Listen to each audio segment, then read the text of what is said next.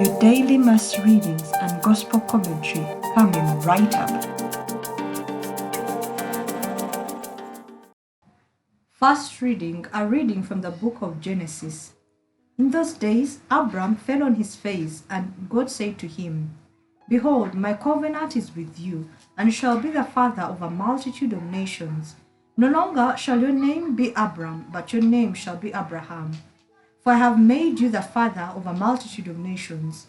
I will make you exceedingly fruitful, and will make nations of you, and kings shall come forth from you. And I will establish my covenant between me and you and your descendants after you throughout their generations for an everlasting covenant, to be God to you and to your descendants after you.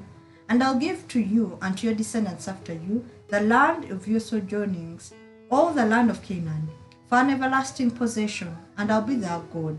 And God said to Abraham, As for you, you shall keep my covenant, and you and your descendants after you throughout their generations. The word of the Lord. Thanks be to God. Responsorial Psalm. The Lord remembers his covenant forever. The Lord remembers his covenant forever. Turn to the Lord and his strength.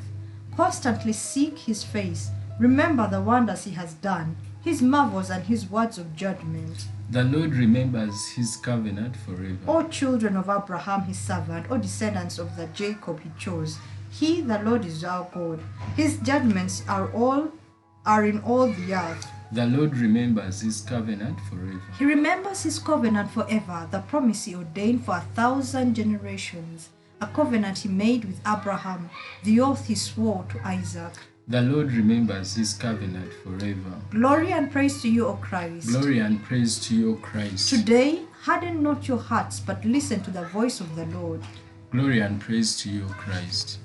Your father Abraham rejoiced to think that I would see my day. The Lord be with you. A reading from the Holy Gospel according to St. John. Jesus said to the Jews, I tell you most solemnly, whoever keeps my word will never see death. The Jews said, Now we know for certain that you are possessed. Abraham is dead, and the prophets are dead. And yet you say, whoever keeps my word will never know the taste of death. Are you greater than our father Abraham, who is dead? The prophets are dead too. Who are you claiming to be? Jesus answered, If I were to seek my own glory, that would be no glory at all. My glory is conferred by the Father, by the one of whom you say is our God, although you do not know him. But I know him, and if we had say, I do not know him, I should be a liar, as you are liars yourselves. But I do know him, and I faithfully keep his word. Your father Abraham rejoiced to think that he would see my day.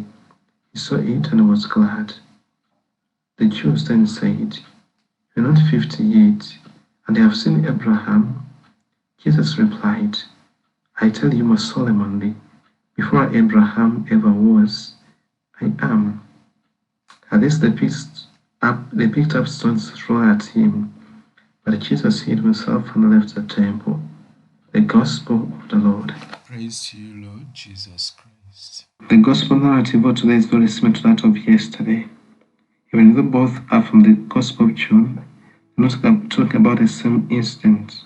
These narratives, typical of John, demonstrate the love of tension between the leaders of the Jews and Jesus. This will ultimately provide the historical reasons for the crucifixion of Jesus. A silver lining to this conflict is the fact that others still believed in Jesus. John adds this from time to time. In fact, as the Gospel of John retaliates, those who believe in him will have life in him and will be children of God. The belief that John is talking about is not just an intellectual assent, it is a deep relationship that leads to an experience of God in him. May our Lenten journey facilitate this experience for us. For more amazingly short and yet rich Mass preparation resources, like and subscribe to this channel. Kristo